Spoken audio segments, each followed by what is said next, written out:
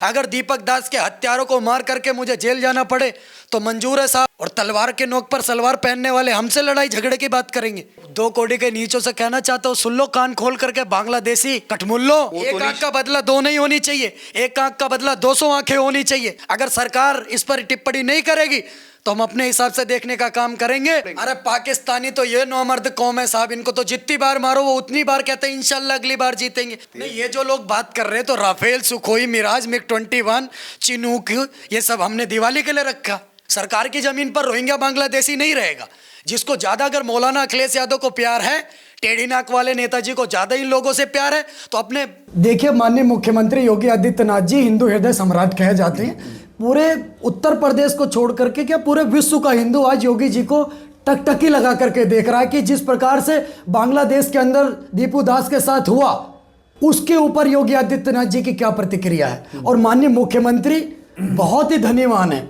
अगर उनके पास कोई अपनी फरियाद लेकर के जाता है तो उसको पूरा करने में वो अपना 200% देने का काम करते हैं। मैं माननीय मुख्यमंत्री से A to Z चैनल के माध्यम से एक बात कहना चाहता हूं। मैंने उनको पत्र भी लिखा है कि जिस प्रकार से उत्तर प्रदेश के अंदर SOG माफियों के खिलाफ काम करती है, उनको धाराशाही करने का काम करती है। आपने देखा होगा उत्तर प्रदेश ATS जिस प्रकार से आतंकवादी गतिविधियों को रोकने का काम करती है और बड़े पैमाने पर काम करने का काम करती है, उसी प्रकार से हम एंटी रोहिंग्या स्क्वाड की मांग माननीय मुख्यमंत्री जी से कर रहे हैं कि आप एंटी रोहिंग्या स्क्वाड बनाइए, जिससे कि उत्तर प्रदेश के अंदर जो भी रोहिंग्या रह रहे हों उनको चिन्हित करा जाए और उनको डिपोर्ट करा जाए यहाँ से।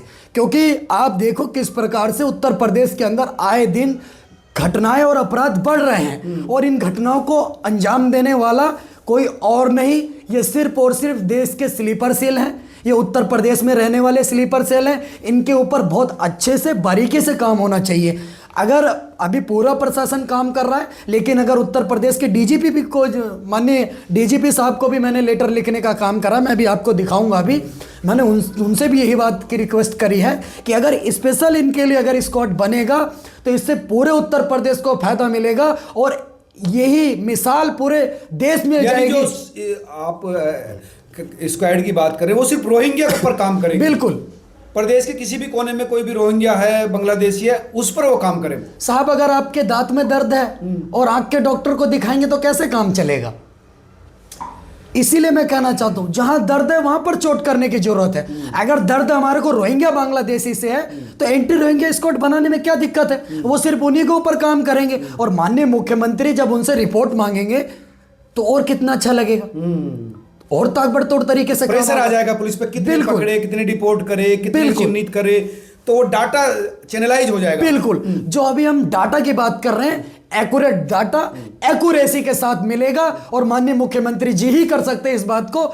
इसमें मैं पूरी तरीके से हालांकि उत्तर प्रदेश पुलिस बांग्लादेशियों के लिए वेरिफिकेशन कैंप तमाम झुग्गियों में जारी है, लेकिन इसका विरोध भी हो रहा है कि लोग कह रहे हैं कि हमें परेशान कर रहा है, विपक्ष भी कह रहे हैं कि ये सब नौटंकी हो। नहीं, जो लोग विरोध करने का काम कर रहे हैं उनसे मैं कहना चाहता हूं अपने बाप की जमीन पर रखे ना, हमने कब मना करा। सरकार की जमीन पर क्यों रहेंगे ये लोग। सरकार की जमीन पर रोहिंग्या बांग्लादेशी नहीं रहेगा। जिसको ज्यादा अगर मौलाना अखिलेश यादव को प्यार है, टेढ़ी नाक वाले नेताजी को ज्यादा इन लोगों से प्यार है, तो अपने पुश्तैनी जमीन पर रखे इनको। फिर मैं देखूंगा कितने रोहिंग्या बांग्लादेशियों का प्यार इनका उमड़ रहा है। सरकार की जमीन पर रखवा करके बहन बेटियों की इज्जत आबरू से खिलवाड़ करवा रहे हो। उत्तर प्रदेश में अपराध बढ़ रहे हैं इनकी वजह से, ये चलने थोड़ी देंगे साहब, बिल्कुल नहीं होने देंगे। और ये बहुत बढ़िया काम कर रही है मुख्यमंत्री जी की सरकार। लेकिन सभी तो बांग्लादेशी रोहिंग्या नहीं ना, कुछ गरीब लोग भी हैं जो बंगाल से आए नहीं, तो हैं। चिन्हित हो जाने में दिक्कत क्या है साहब। आप शर्मा जी हैं, मैं अभिषेक ठाकुर हूं। ऐसे किसी की अगर आइडेंटिटी पता करी जा रही तो इसमें दिक्कत कहां पर आ रही है। दिक्कत उन लोगों को आ रही है जो इस देश के अंदर तारों के नीचे से आ रहे और उसके बाद इस देश का माल खा करके इस देश के खिलाफ बोलने का काम करते हैं। कोई भी 2 कौड़ी का आदमी खड़ा होकर के बोल देता है वंदे मातरम नहीं बोलेंगे, कोई कुछ बोल देता है, कोई पृथ्वीराज सिंह चौहान जी का अपमान कर देता है, कोई सनातन के खिलाफ बोल देता है। ऐसा थोड़ी चलने देंगे देश में। ये सारे स्लीपर सेल हैं, इनको चिन्हित करके डिपोर्ट करें। बांग्लादेश में हिंदुओं को देख नहीं रहे किस प्रकार से मारा जा रहा है साहब, शर्म आनी चाहिए। एक तरफ चंद्रशेखर रावण जैसे नेता दलितों का मसीहा बताने की बात करते, अभी 5-6 दिन पहले चंद्रशेखर रावण का बयान सुना मैंने, मुसलमानों के प्रति उनका प्रेम उमड़ रहा है। आपका प्रेम किसी के प्रति भी उमड़े, हमें कोई दिक्कत वाली बात नहीं है। आप उमड़े, कोई दिक्कत वाली बात नहीं, पर जिस बिरादरी की राजनीति आप करने का काम कर रहे हैं। आपने क्यों नहीं मुद्दा उठाया दीपू दास का? वो तो क्यों? दलित था। क्योंकि हत्या करने वाला मुसलमान थे, इसलिए आपने मुद्दा नहीं उठाया। ये सब ढोंग है, ढकोसला है। आज मेरे जितने भी दलित समाज के, वाल्मीकि समाज के भाई मुझे सुन पा रहे, मैं आपसे हाथ जोड़ करके एक बात कहना चाहता हूं कि मैंने उनकी आवाज उठाने का काम करा और आपके चैनल पर भी उनका समर्थन करने का काम कर रहा हूं, और इसका बदला बांग्लादेश को चुकाना पड़ेगा। हमारे देश के गृह मंत्री जी को, प्रधानमंत्री जी को, रक्षा मंत्री जी को इस पर टिप्पणी करनी चाहिए, इस पे काम करना चाहिए। पूरे विश्व का हिंदू हमारा परिवार है। अगर हम पूरी धरती को अपना परिवार मान के कहते हैं वसुदेव कुटुंबकम, तो अपने खून के रिश्ते वाले भाइयों से हमें क्या दिक्कत है साहब? पूरे विश्व में जहां भी हिंदू रह रहा है वो हमारा परिवार है। उसके साथ बदतमीजी, यानी भारत की संस्कृति के साथ बदतमीजी होनी चाहिए, भारत के सभ्यता के साथ बदतमीजी होनी चाहिए। अमित शाह तो कह रहे हैं कि पाकिस्तान का हो चाहे बांग्लादेश का हो, वो भी हिंदू इतने ही महत्वपूर्ण है भारत के। बिल्कुल साहब है, लेकिन वहां पर मर रहे हैं। बिल्कुल साहब मर रहे हैं। और दूसरी बात मैं अपने हिंदू भाइयों से कहना चाहता हूं, कहां कहां से भागोगे? आप कश्मीर से भाग गए, सबसे पढ़ी लिखी बिरादरी थे। आप केरल में भाग रहे, आप बंगाल में भाग रहे। 8 राज्यों में हिंदू अल्पसंख्यक होने की कगार पर है। 56 तहसीलों से हिंदू गायब हो चुका है। इसलिए बागेश्वर धाम सरकार की आवाज में हम उनके कंधे से कंधा मिलाने के लिए चलने के लिए तैयार हैं। इसलिए आज बागेश्वर धाम सरकार के बैनर के तले इतनी ज्यादा भीड़ लगी हुई है, क्योंकि भारत को हिंदू राष्ट्र चाहिए। तो लेकिन आप पर तो मुकदमा, आपने दारू का ठेका बंद करवाया है, आपको जेल जाना पड़ा। कोई बात नहीं साहब, मुकदमे चलते रहेंगे। मुकदमे क्या, अगर प्रशासन और संविधान के अनुसार अगर हमने काम नहीं करा तो उसमें हमारे खिलाफ मुकदमा हो रहा है, केस हो रहा है, कोई दिक्कत नहीं है साहब। हम तो हिंदू हैं, हमने तो हमेशा हक की आवाज लड़ने के काम करा है। हमने हमेशा सनातन की आवाज को बुलंद करने का काम करा है। अगर दीपक दास के हत्यारों को मार करके मुझे जेल जाना पड़े तो मंजूर है साहब, पर मारेंगे नहीं। एक आंख का बदला 2 आंख, 2 आंख का बदला 3 आंख। एक आंख का बदला 2 नहीं होनी चाहिए, एक आंख का बदला 200 आंखें होनी चाहिए, ताकि आने वाले टाइम पर वो 2000 आंखें देखें और बोले कि इनको छेड़ दिया ना साहब, तो ऐसा छेड़ेंगे कि छेड़ने की तमन्ना ही खत्म कर देंगे। और दीपू दास का बदला हम लेके रहेंगे। अगर सरकार इस पर टिप्पणी नहीं करेगी तो हम अपने हिसाब से देखने का काम करेंगे, और यहाँ पर उन रोहिंग्या बांग्लादेशियों को उतनी इज्जत देंगे साहब जितनी वहाँ पर दीपू दास को मिली है। इसका क्या मतलब हुआ भाई? कानून को हाथ में लेंगे? हमने तो नहीं बोला साहब उनको जला देंगे, हमने तो नहीं बोला, पर उतनी इज्जत देंगे जितना उन्होंने दीपू दास को दिया है।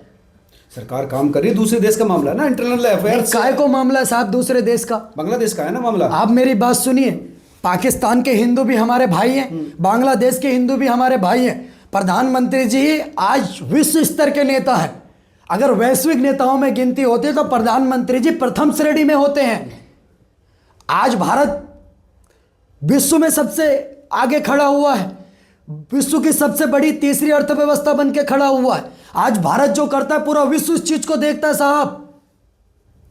अगर हम वैश्विक नेता हैं तो अपने हिंदू भाइयों को बचाएंगे ना साहब, क्या दिक्कत है इसमें? दूसरे देश के मामलों में इंटरफेयर नहीं कर सकते ना, वो लगता उससे फिर कहते हैं कि भाई आप दूसरे देश क्या साहब, यहां से ही गए हुआ है, बांग्लादेश कहीं चांद से तो आया नहीं है, भारत से ही टूट करके बना हुआ है, तो कुछ तो हमारा भी हक है। नहीं, हक तो है, लेकिन पाकिस्तान ने कह दिया कि अगर अखंड भारत बनवाने के चक्कर में भारत रहेगा तो बांग्लादेश के साथ भारत पाकिस्तान है, पाकिस्तान और बांग्लादेश मिलकर भारत के खिलाफ लड़ेंगे। अरे पाकिस्तानी तो ये में साहब, इनको तो जितनी बार मारो वो उतनी बार कहते हैं इंशाल्लाह अगली बार जीतेंगे।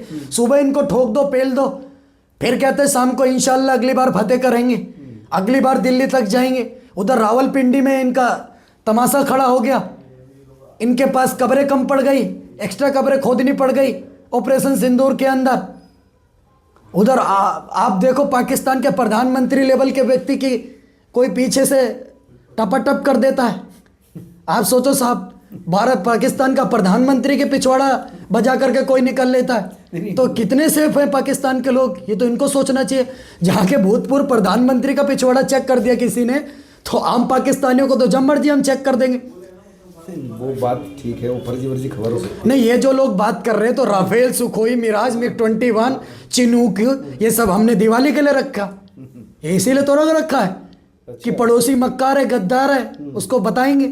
और मैं तो प्रधानमंत्री जी से इतना ही कहना चाहता हूं कि जब चौराहों पर हत्यारे महिमा मंडित होते हों और भारत माता की मर्यादा के मंजर खंडित होते हों, तब केवल आवश्यकता है बस हिम्मत की, खुददारी की। और दिल्ली केवल मोहलत दे दे एक दिन की तैयारी की। सेना को आदेश थमा दो, ना ढाका ना रावलपिंडी गैर नहीं होगी, और जहाँ तिरंगा नहीं मिलेगा उनकी खैर नहीं होगी। ये भारत की आर्मी साहब बहुत सक्षम लोग हैं, ये लड़ाका कौम है। इन्होंने तो मुगलों से लड़ाई लड़ ली, ये तो उनके आगे कुछ नहीं है।